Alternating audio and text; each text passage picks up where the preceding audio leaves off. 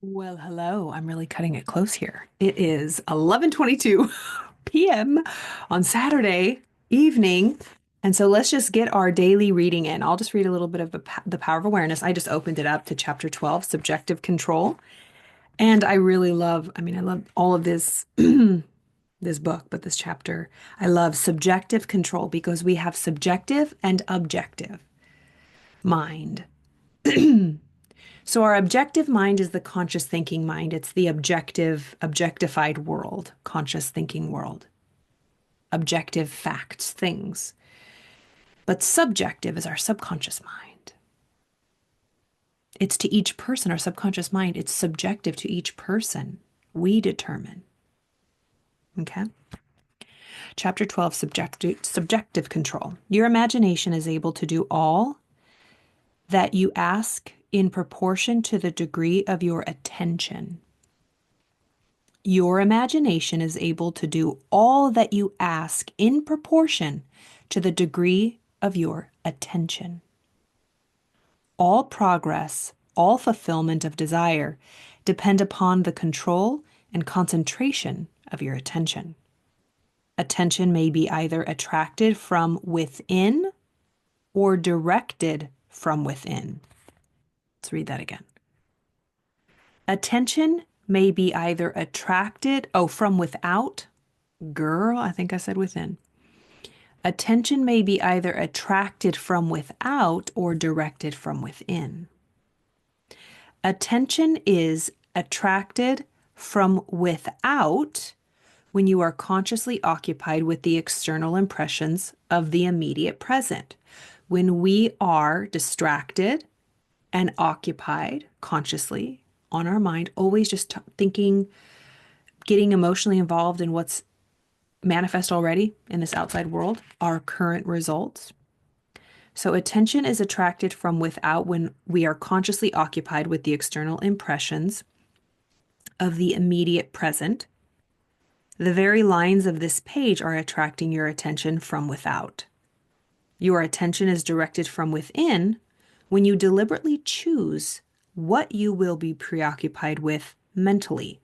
That is when we take a moment to consciously become aware and focus and direct our thoughts from within. So your attention is directed from within when you deliberately choose what you will be preoccupied with mentally. It is obvious that in the objective world, your attention is not only attracted by, but is constantly directed to external impressions. That's the truth. We believe everything we see because it's right in front of our face. We can see it and we're distracted by it. And when we're trying to change something, say, for example, your weight, you see yourself in the mirror, you're like, oh my gosh, I don't like my body. I have so much weight, extra weight. I let myself go.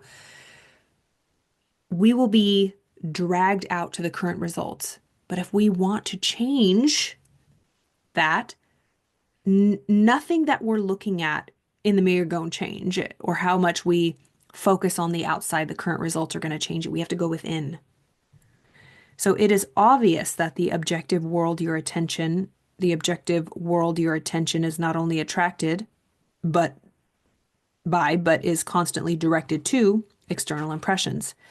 But your control in the subjective state is almost non-existent, for in this state, attention is usually the servant and not the master, the passenger and not the navigator of your world. He's saying the subjective state, your internal state, is usually a slave to whatever's going on out here. There is an enormous difference between attention directed objectively and attention directed subjectively within. And the capacity to change your future depends on our ability to focus within subjectively. When you are able to control the movements of your attention in the subjective world, you can modify or alter your life as you please. So when you are able to control the movements of your attention in the subjective world, you can modify or alter your life as you please. But this control cannot be achieved if you allow your attention to be attracted constantly from without. So if you don't believe, you think this is illusion and this is the real truth. Like, this is the real world, Carla. Get it together. This is just your dream world. Neville Goddard is very strict on saying this is reality. This is just a shadow of it. And if you want this to change, you have to go to the cause. This is the effect. This is the cause. Cause, effect. But what he's saying is we usually think that we let this be the cause of our thoughts and of our emotions, and then we're affected within, and then we just get more of what's outside. This control cannot be achieved if you allow your attention continuously to be attracted and focused outward. Each day, set yourself a task of deliberately withdrawing your attention from the objective world. So, withdraw your attention from the outside world, from your current results, and and focus directly, subjectively within. In other words, concentrate on those thoughts or moods which you deliberately determine. Concentrate on the thoughts or moods you deliberately determine. Go there, use your imagination. Act as if, dwell from the state. The wish fulfilled. So when you concentrate on those thoughts or moods which you deliberately determine, then those things that now restrict you will fade and drop away. The day you achieve control of the movements of your attention in the subjective world, you are master of your fate. Let's read that again. The day you achieve control of the movement of your attention in your subjective world, so the moment you get in control of your internal state and your minds and your thoughts and your moods, when you learn how to regulate them, remember, life's going to life and we're going to feel all kinds of ways inside. But when we can direct it and put it back in place, right? It's like training a puppy, training a dog, training our mind. Dr. Joe Dispenza talks about this all the time. It's like when our mind wanders, it's like sit, sit. It's like watching a kid put his fingers in the sockets. It's like, up, up, up, up, come over here. No, no, no, get over here. That's the way we have to be. We have to be disciplined with our mind. I was just, of course, in my daily studies of A Course in Miracles, that theme comes up.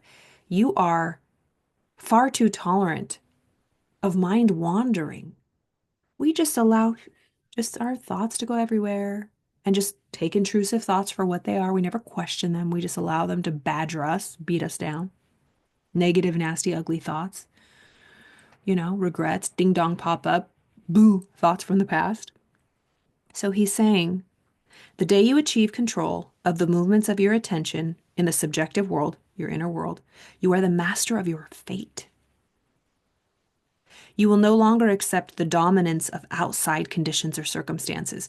You will no longer accept the chatter, the gossip, the drama, the negativity. And again, it's not to bypass it. It is you take action, but you don't deal with it. It's like call the cops, file the suit, go after what's needed, raise the money for the whatever you're doing, but don't dwell in a negative state about it. What's your perception about what's going on out here? So you will no longer accept the dominance of outside conditions or circumstances. You will not accept life on the basis of the world without.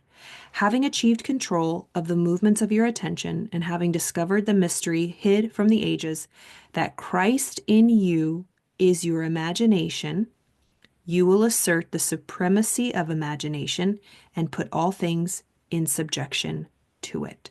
And so Neville talks a lot about the Christ consciousness. I remember when I first started reading this, I was like, ooh, are people going to like that? Because it's very Christian language.